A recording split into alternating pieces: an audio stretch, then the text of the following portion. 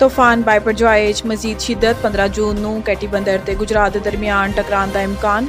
कराची के साहिल ते दफ़ा 144 नाफिज कर दी गई है। महकमे मौसमियात के मुताबिक तूफान के बाइस लहर 8 तो 10 फीट बुलंद हो सकती ने। माहीगीर अज तो खुले आसमान ना जान। चीफ मेट्रोलॉजिस्ट सरदार सरफराज के मुताबिक तूफान बाइपरजॉय कराची के जनूब तो 770 किलोमीटर दूर है, जबकि ठट्ठा के जनूब तो 750 किलोमीटर दूर है।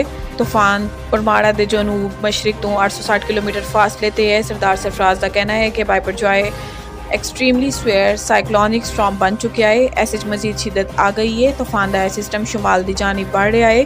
सिस्टम के मरकज़ हवावां की रफ्तार 140 तो 160 किलोमीटर फी घंटा है। सिस्टम के मरकज़ के अतराफ लहर 30 तो 40 फीट बुलंद हो रही ने।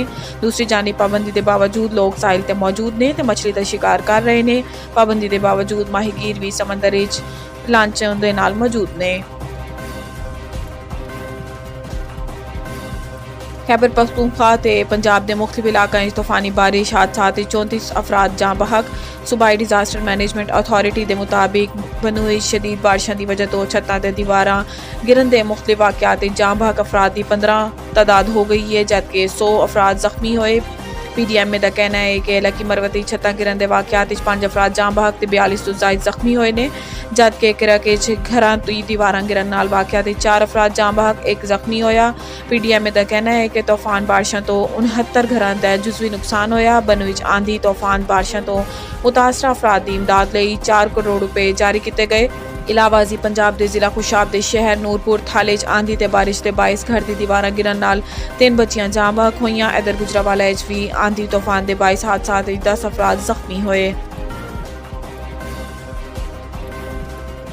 वज़ीर आज़म की तूफान बाइपरजॉय के पेश नज़र पेश की हंगामी इकदाम की हदायत। वज़ीर आज़म शहबाज शरीफ ने समंदरी तूफान बाइपरजॉय के पेश नज़र पेश की हंगामी इकदाम उठाने की हदायत कर दी। वज़ीर आज़म शहबाज शरीफ ने खैबर पख्तूनख्वा के मुख्तलिफ इलाकों बारिशों तो कीमती इंसानी जाना के नुकसान से अफसोस का इजहार करते हुए जाँ बहक अफराद के अहले खाना नाल ताज़ियत ते इजहार हमदर्दी किया। खैबर पख्तूनख्वा ते पंजाब के मुख्तलिफ शहरों तूफानी बारिश से छत्तां गिरन के वाक़यात 23 अफराद जाँ बहक ते दर्जनां के करीब जख्मी दी होने की इतलात ने।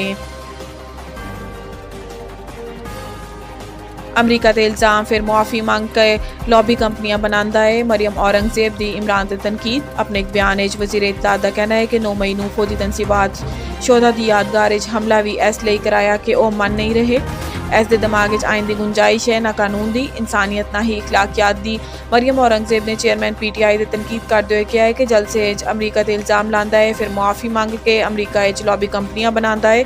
कमरे ताहयात एक्सटेंशन की ऑफर ते बाहर मीर जाफर दे नारे लांदा है। असल तलाश कंधे ते बैसाखी दे सहारे दी है जो हुण मुयसर नहीं। मरियम औरंगजेब ने यह भी किया है कि सियासतदान नाल बात सियासतदान ते जमहूरी शख्स करता है। RTS की मुआवनत दी इल्तिजा है। फॉरेन फंडिंग टैरियान 190 मिलियन पाउंड। अलकायदा ट्रस्ट जैसे जुराइम तो निजात दा NRO दरकार है। ए तलस्माती सहूलियात हुण दस्तियाब नहीं, लेकिन पुछना है सी कि अधा हमला किवें हुंदा है।